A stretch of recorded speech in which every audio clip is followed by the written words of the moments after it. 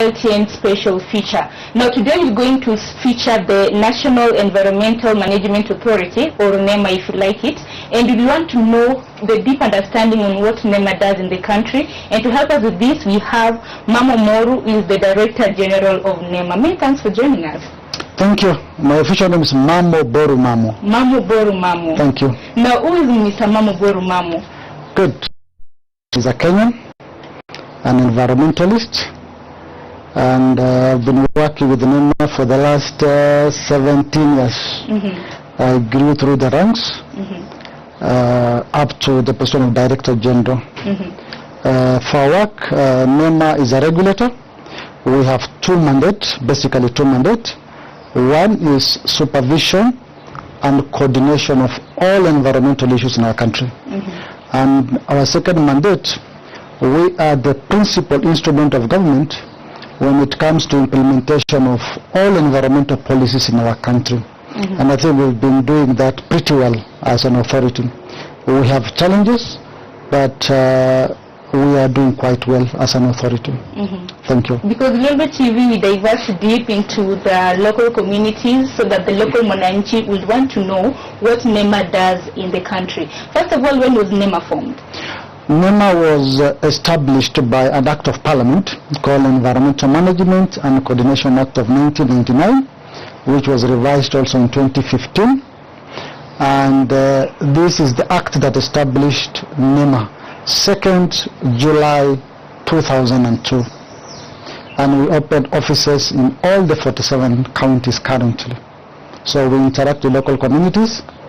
We have a number of departments. We have a department for environmental education that educate public on the importance of environment. We have department of research and planning that looks at the issues of data for the environment and also participate in the production of national environment action plans. We also have the legal department that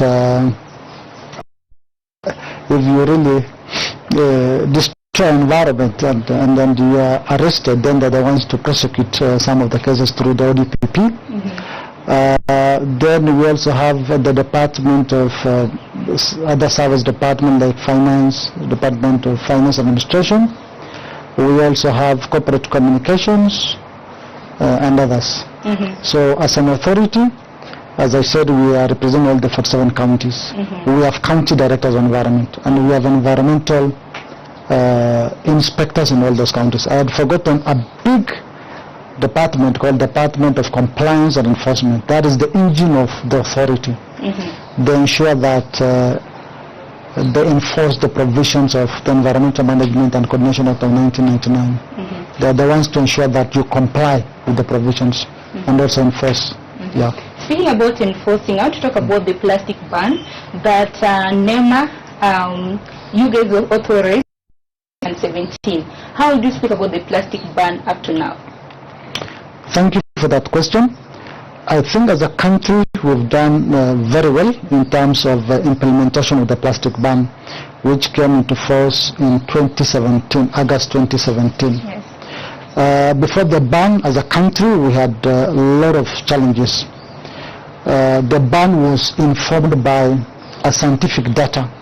If you look at the issue of plastics, generally, we have lots of challenges with plastics. Plastics block our drainage system. That is why you see flooding in areas like South Sea.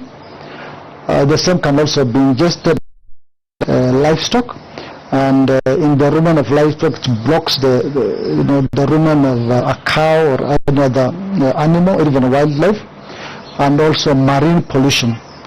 If you look at plastics, plastics are not really the problem per se, because we use plastic in our daily life. We use plastic in hospitals, pharmaceutical companies. We do not want to demonize plastic, but how we use the plastic is the problem, because plastic is versatile, it can be used everywhere. But the challenge is, how do we use the plastic? Most of us really dispose these plastics all over, litter our environment, and all this end up in our aquatic environment, like our marine ecosystem. So we found out that plastic was a problem, so we banned the carrier bags, them flimsy bags that you normally have in markets and supermarkets. Before the ban, we used to churn out 100 million carrier bags from our supermarket chains. 100 million bags. All these bags normally end up in our environment. So as an authority, we found out that the plastics are the issue. So and the government made decision to ban these plastics. Kenyans, I think we had the support from the Kenyans in the ban because they felt plastic was a problem. And I can say 3-4 years down the line, we are at 90% of compliance from the Kenyans. But the challenge has been most of these plastics are also coming from our porous borders across our neighboring countries into our country. Yeah. And are there any measures that Nema takes in order for the plastics not to come there? Absolutely, absolutely. We've worked with a number of other enforcement government agencies like customs at the border post, KRA. We also work closely with the anti-counterfeit agency. So there is a multi-agency team at the border post that ensure no plastics gets into our country. We have also started working now with the county government through and as Nema, we've gazetted 81 environmental inspectors for the county government so that they'll be able to enforce the ban at the county level, because waste management, as you know, is a devolved function, so they should be taking part in this. Yeah. Let's reverse and talk about the express road that is being constructed in Nairobi. That's from the Jomo Kenyatta International Airport to James Gishuru. As Nema, what's the plan in hand? Because when it comes to environment and the types of trees that were along the pathways. Thank you.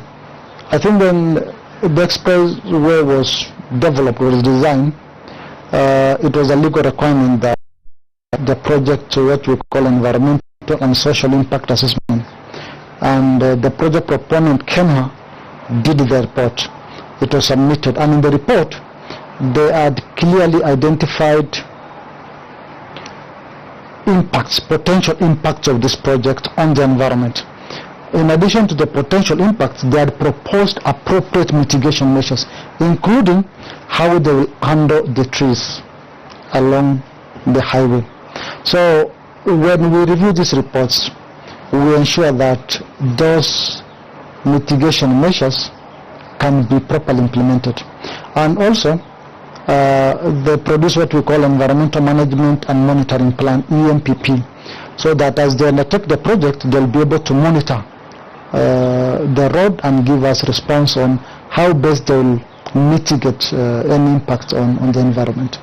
Yeah. How about the preservation of parks? You mean national parks? The national parks, yes. Yes. In addition to national parks, I think national parks are protected areas. In addition to national parks, we have green spaces like Uhuru Park and these other spaces.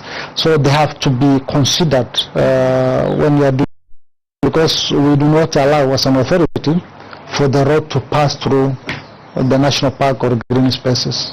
Yep. All right. When it comes to compliance, who is eligible for a Nema certificate? In terms of a project proponent, normally applies to Nema for license, and Nema will review the report that you present, and the report is normally done staff, but Nema registered experts. These are experts registered with Nema, and they've done necessary, or they have necessary qualification to do these reports. So once we review the reports, then we'll be. But we also do license environmental experts. Other than giving license for the project, we license environmental experts. They apply online, and their criteria for the experts, before we license the experts, they have to really have the necessary qualifications, knowledge and training required for the job, or for the expert, for being expert. Yeah.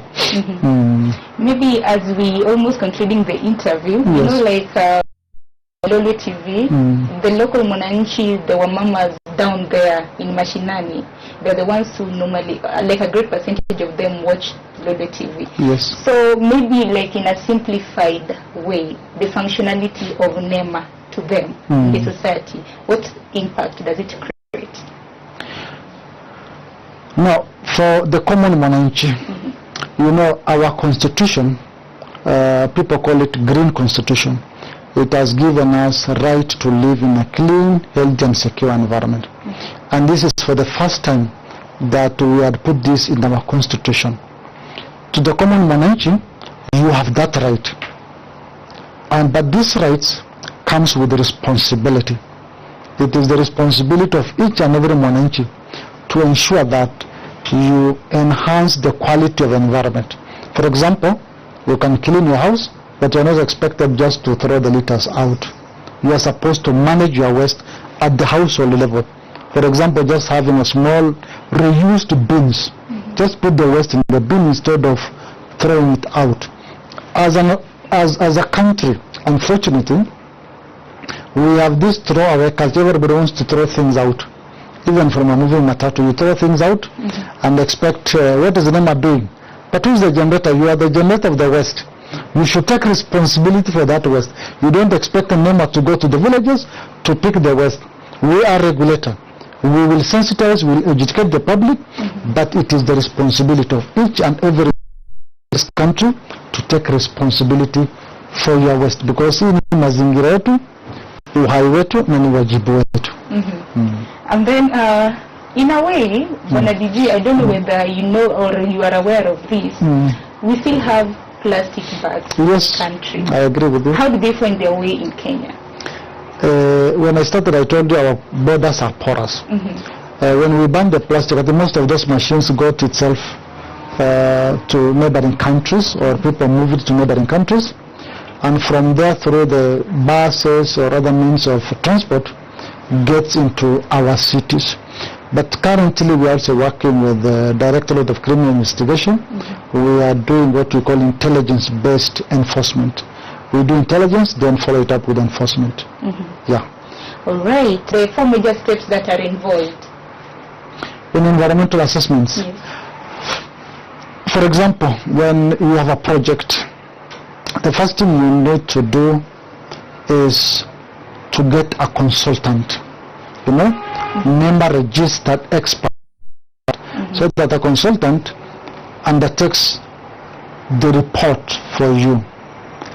And we will also ask if it's a big project, we need to look at the TR, the terms of reference for this project, so that as an authority, we approve this TOR. Then the consultant will get out there, look at the area, provide the necessary documentation that is required, like for example, the ownership of the land, and prepares a comprehensive environment and social impact. Then the same is submitted to Nema. What Nema does, Nema will form a technical committee to look at this report, review the report, and give feedback. Whether at times we can even tell you to improve on the report, or we approve the report with some conditions. And when we give you the license, we attach or we annex what we call conditions for this license. It's not a blanket check that you go and start doing work. You have to abide by certain specific conditions so that you look at the issue of sustainable development for this project. Thank you. I won't finish this interview without mentioning the pollution in Lake Victoria. Now, late last year, Nema singled out several companies that discharge affluents into the lake, among them were government agencies. Now, so far so good. What's your standing? Right. I think we had a multi-agency team from all the government enforcement agencies and regulators, including Water Resource Authority. We went to Kisumu. We looked at or did assessment of all those industries that are discharging untreated waste into Lake Victoria. And we had given what we call restoration orders to a number of those companies. So restoration order meaning they need to comply with a number of issues before we open those facilities, because we had earlier issued a closure order for some of them. So this restoration order, once you are issued with one, you will be able to look at the issues that the Nema wants you to comply with. In some industries, we also help them to comply under a program we call compliance promotion. We help them comply. We don't just come to the industry and close them down. But for the Kisumu case, we had identified more than 10 companies that are discharging, and we issued appropriate enforcement or rather corrective orders. And I'm happy to know that as we speak now, a number of them have complied, and we are good to go in terms of pollution in the lake. Yes. Any projects that Nema is doing under it? Development projects? Development projects, maybe in the regions, particularly in Nyanza areas? We have adaptation fund projects. This is supported by Adaptation Board. Nema is the national implementing entity. So we have projects like building what we call the embankments along the lake, stabilization of what is it called, the lake embankments. We are also developing or rather establishing structures we call green points. Green points are eco buildings that Nema and other development partners propose for the purpose of showcasing best environmental practices in the regions. Like for example, energy efficiency, recycling of water, use of local materials.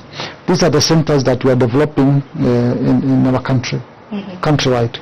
Yeah. Maybe as you concluding your last your remarks, maybe as you closing, maybe to our viewers. I think the viewers, this is our environment. I think all of us need to take responsibility, individual and collective responsibility, to look our environment, after our environment, because it's not Nema's role only. Other than being a regulator, we need to get the support of the local communities, because you're the ones who live in these communities. And if you participate in policing your environment, you'll be able to inform Nema that these are the issues that we need to address. We are not represented in all the sub-counties. We are represented in the counties, but not to the local community level. If we get reports, incidences of environmental issues at the local level, then as an authority we will move with speed and ensure that we address those issues. So kwa Kiswahili, hii ni mazingira yetu, ni uhai wetu na ni wajibu wetu. Asante sana Bwana DG for your time, and we really appreciate it. Asante sana. And that marks the end of Ltn Special Features. I bet now you've known the functionality of Nema. Until next time, my name is Sharon Mao.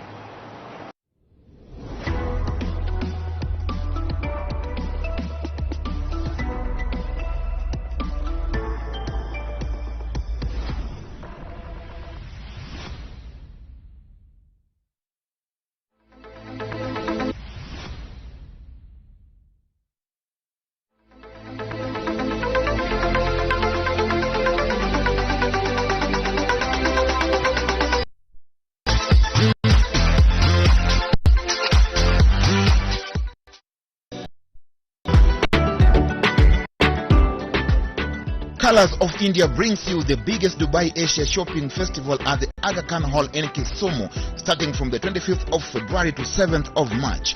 Come experience and celebrate the fair, which brings you numerous amount of cosmetics, jewelry, amazing footwear, glamorous furniture and kitchen appliances, massage and health products, kitchen tools, carpets, rugs, essential oils, spices, glorious Bollywood style Punjabis, kurtis, saris and many more others from India, Egypt, Syria and Iran. Remember, it's the 25th of February to 7th of March, beginning from 10 a.m. to 8 p.m. at the Aga Khan Hall, Kisumu.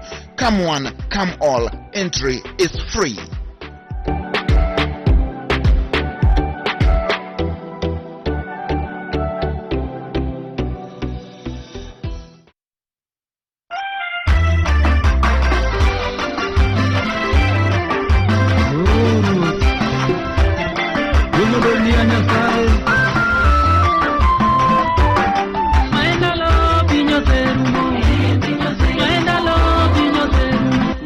Brother Wycliffe Oruko, mondo iyud wendani kaka sikiza tune mari di mana *811*931# tiendeni *811*931#.